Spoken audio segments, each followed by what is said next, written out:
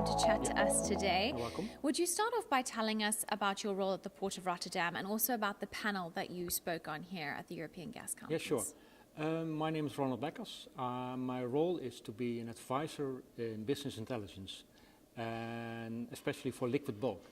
So I follow what's happening in all the markets and cargo flows related to oil products, chemicals, vegetable oils, biofuels, and of course also LNG. Yes, it is also a liquid bulk cargo flow, and all the markets related to that and the industry. So, and then I suppose I, of course, look especially at the impact on Rotterdam as a port.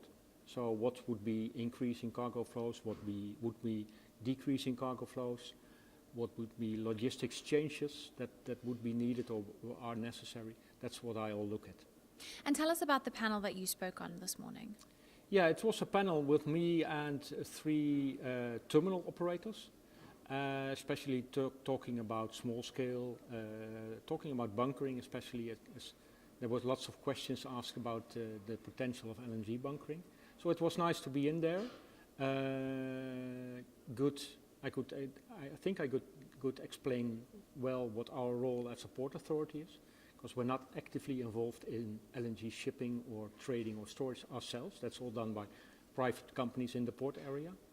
And so that was nice to be involved in that.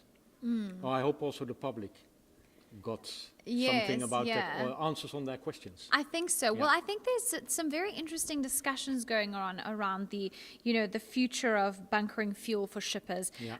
Especially with IMO 2020 coming along. Yeah. What do you think about those discussions and the potential for LNG bunkering? Well, there are huge discussions on how the market will react or change coming up IMO 2020, which is only 11 months away. So the next few months will be especially important on how much of IMO specific fuel will be produced by the different refiners, by how much will be done by blending.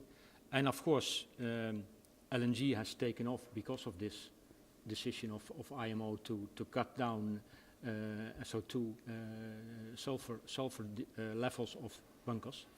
And I think definitely LNG has a future as a part of the bunker supplies. It's limited at the moment, but it wasn't there 2 years ago, so that it's limited is not so much of a surprise. It's increasing well. Ships using as an LNG as a fuel will become operational in the next couple of months and years. So that demand for LNG will increase. Yes. I mean, there's a lot of talk about how, well, it's not really an issue on the table at the moment because it is so small scale. Yeah. But at the same time, it may look like slow growth, but the growth is still significant. Yeah, definitely.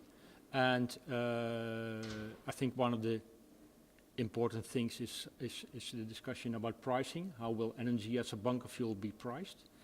I'm sure all the price reporting agents are looking into it. How can we be part They'll of that? figure it all out. How can we be part of that? Yes. And definitely we, as a port authority, we see it as an extra possibility to decrease sulfur emissions, to decrease nitrogen emissions, to decrease carbon emissions, having as an LNG as a fuel being used and also bunkered in Rotterdam. So what was your takeaway from the panel? What were the key topics that came up? We talked partly about investments, and that's of course also always a difficult thing. But that was good. LNG bunkering was a major subject, and some of it was also operational, on which I don't really have a view on that, because we don't do any of those operations ourselves. But it was nice to be in there, I think. Yeah. And what do you think is the outlook for LNG bunkering, and especially from the point of view of the Port of Rotterdam?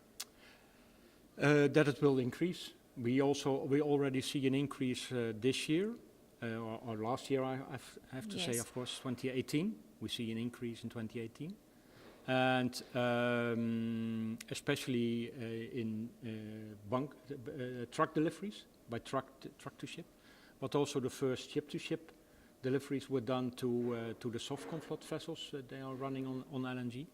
So there the Cardessa supplied LNG from ship to ship. Mm-hmm. That will increase when the CMA vessels become operational in 2 years' time. So it will increase. Everything in Rotterdam is ready for it. There's regulation which needed to be set up. My colleagues from the Harbour Master did a lot in that also to look at that on a global scale. What should be the right processes? Mm-hmm. What should be the right regulations to make that possible? Well, fantastic. Yeah. And I do believe that this is your first LNG conference. Yeah, true. Not even European Gas Council. Yeah, It's the first of all. Yeah. So what do you think? Well, it's nice. It's so far it's well organized. Mm-hmm. The venue is good. The city is nice, of course, to be here. So I'm looking forward to the next couple of days when there is more about the gas situation, pipelines, because of course LNG is a not really. Well, you can say it's kind of a competitor to pipeline gas. So and for us, of course, LNG and pipeline. So that comes together here, and so I'm looking forward to learning a lot about this market. And from your personal point of view, what do you think that conferences like this do for the industry as a whole? The coming together and the sharing of ideas, in a forum such as this. Yeah, that's what I use conference also for, to meet new people, to listen to the latest developments, also to be able to tell about the options in Rotterdam, of course, and then especially being on a panel or being a speaker helps, of course, so then people see that you are there. Much more people coming up to you during the coffee breaks and being true. like, and I have this question for you and this idea. Yeah. So that's what I use conferences also for. So like I said, definitely looking forward to the next 2 days about gas. Well, that's fantastic. Thank you so much for joining us. We really appreciate your time. You're welcome. Thank you.